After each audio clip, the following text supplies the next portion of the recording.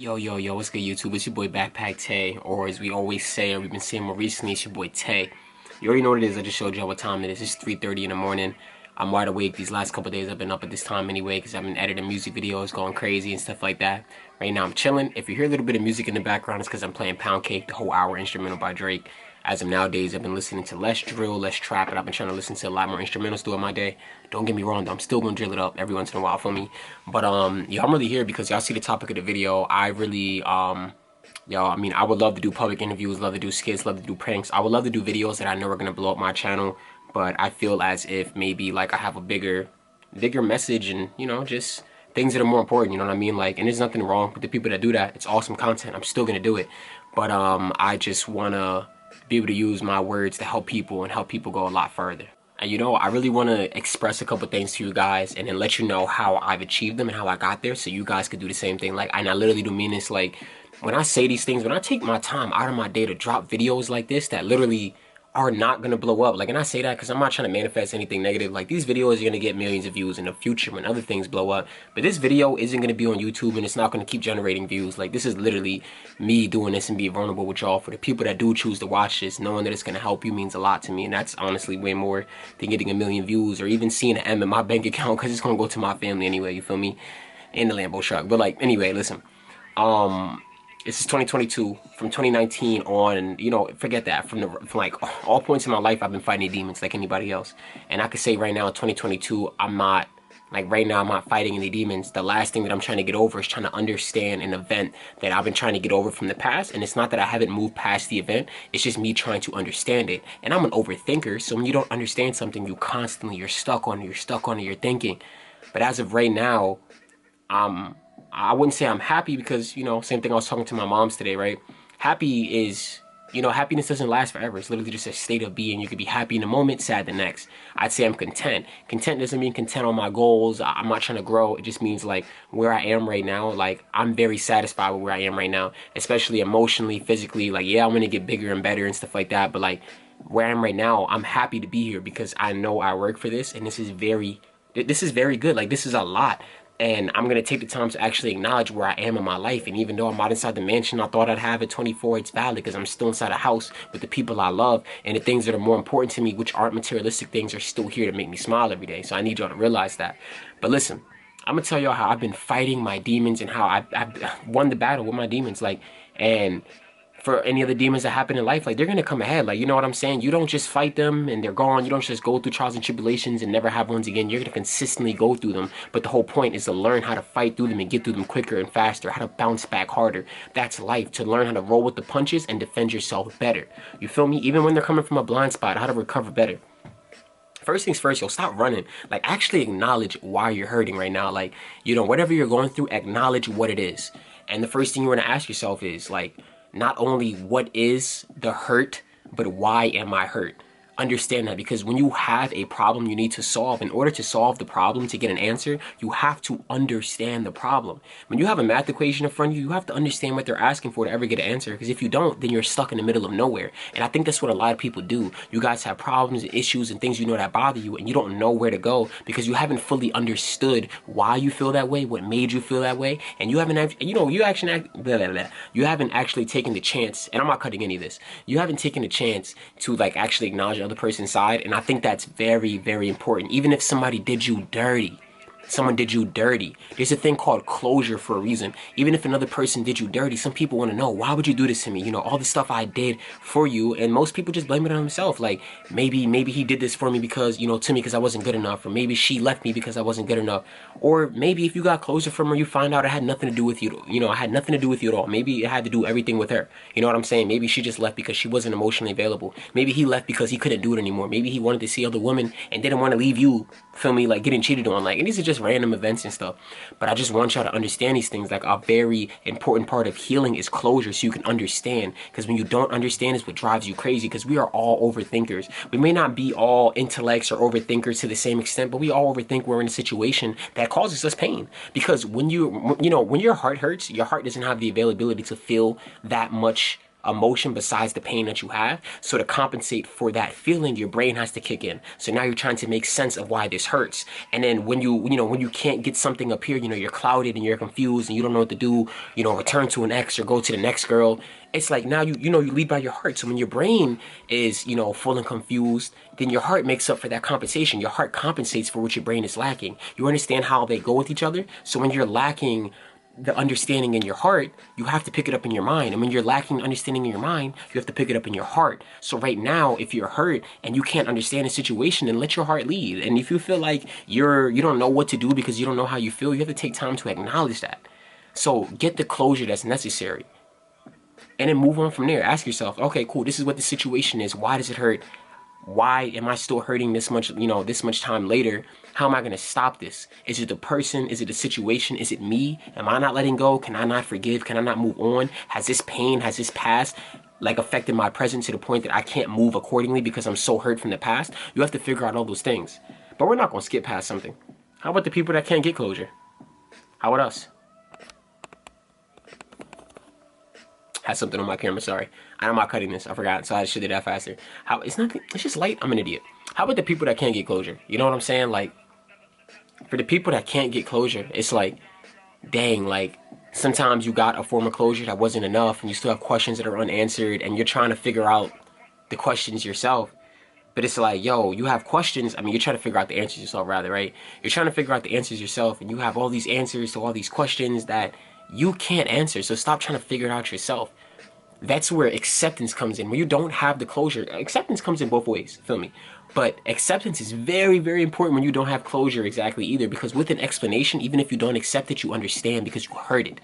Acceptance is the ability to actually, try not to use the word acceptance to describe acceptance, but acceptance is like the ability to understand and interpret a situation and just realize that that situation isn't going to change and deciding to move forward. That's acceptance. Deciding to move forward no matter the circumstances. That's what acceptance really is. Deciding to move forward no matter the circumstances. And I would look it up, but I'm just going to come up with my own definition of it. That's truthfully what it is. And it's like,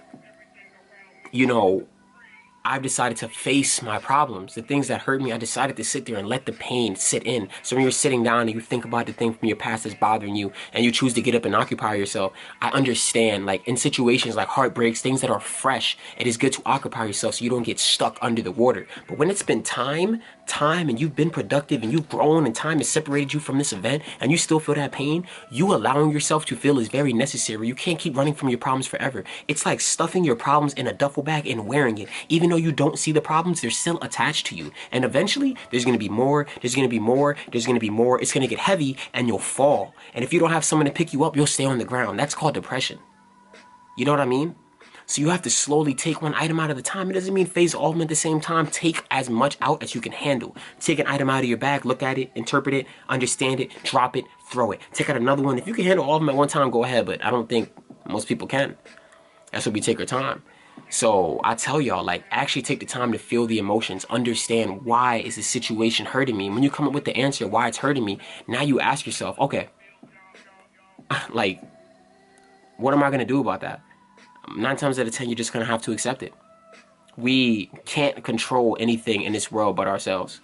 You cannot control anyone. You cannot control anything. The only thing you control is the only thing you can control is how you feel, what you do, what you say, what you just all that stuff, and you can't even fully control what you feel because sometimes events happen in front of you and you just feel what you feel. Like, if we can control what we feel all the way, feel me, when a heartbreak happens, you would choose to have your heart not broken, but you can't control that. But you can control how you decide to move after that.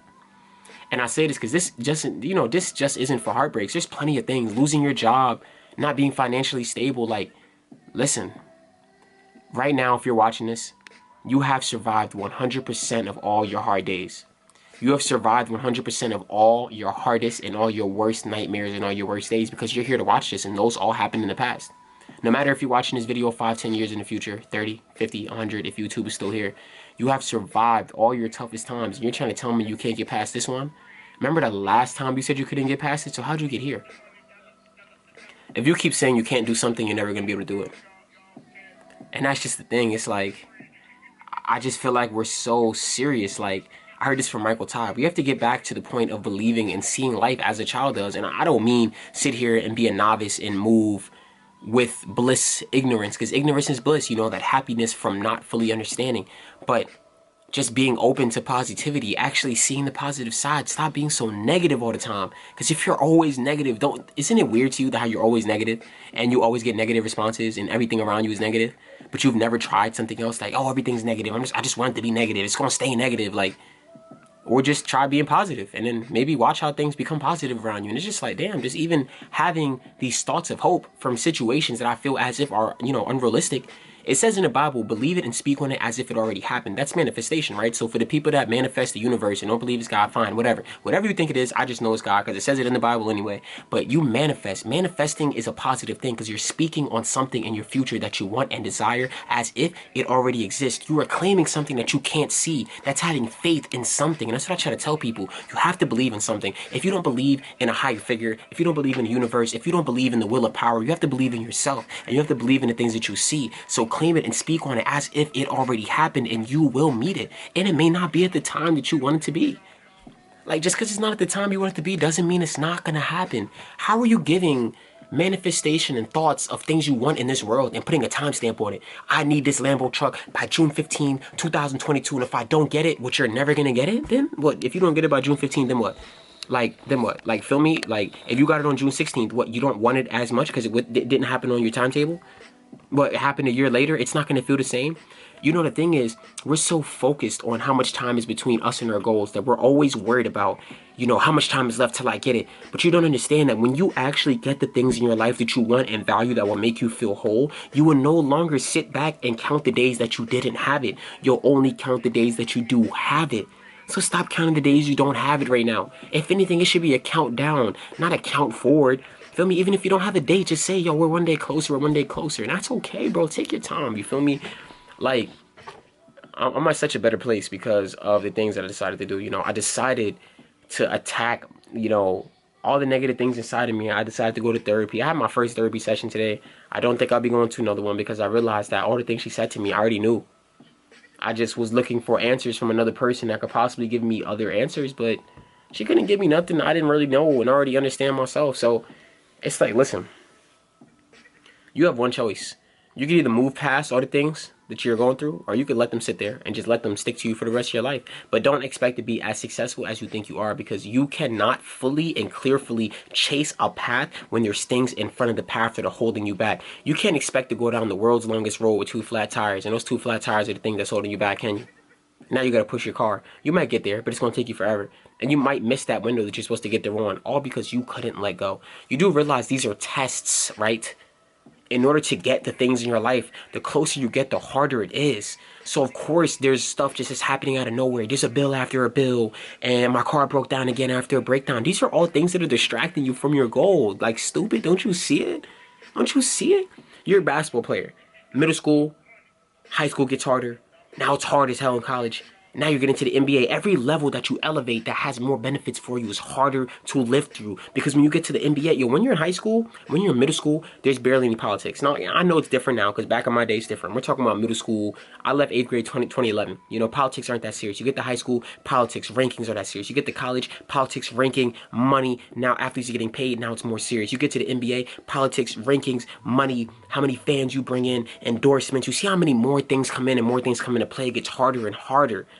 NBA players have to worry about leaving their house because their life is completely affected by the game. So even a little decision they make off the court where they make their money and their fame actually affects what they're going to do on the court. If they go and party somewhere and they're not supposed to party, the coach may not play them because media is portraying them as bad, and the coach has to, you know, sometimes just live by what the media is doing because he's told that way. Like, that's James Harden was partying everywhere. Kyrie Irving was getting slandered because he was doing something he believed in. He didn't want to take the vaccine, but look, now he's playing in the NBA. All the people that said, oh, Kyrie's done this, if I had the opportunity, if that was me, it's not you. You're not Kyrie. You don't have the money. You're not the NBA. Shut up. Stop giving an opinion on something that you can't understand. You're not his religion. You're not him. You're not in his position. You don't have his money. You don't have his circumstances. You damn sure don't have the choices that he can make. So stop giving an opinion on something you can't understand. Just worry about what you're going through right now. If I had this, you have it. Worry about what you have and fix that shit, bro. Like, fix that. You could do it. You are doing it. You've done it. You did it. That's how you speak. I can do it. I am doing it. I've almost done it. I've done it. I did it. What's next? I can do it. I am doing it. I've almost done it. I've done it. I did it. What's next? One more time. I can do it. I am doing it. I've almost done it. I've done it. I did it. What's next? What's next is a step and a step closer to you being the person that you're destined to be. It's your boy Tay. I love y'all. I just wanted to talk to y'all about that because these are the things I realized. I'm out of here. I'm going to make another video. I don't know what it's going to be on, but I'm going to do it right after this. All right? So peace.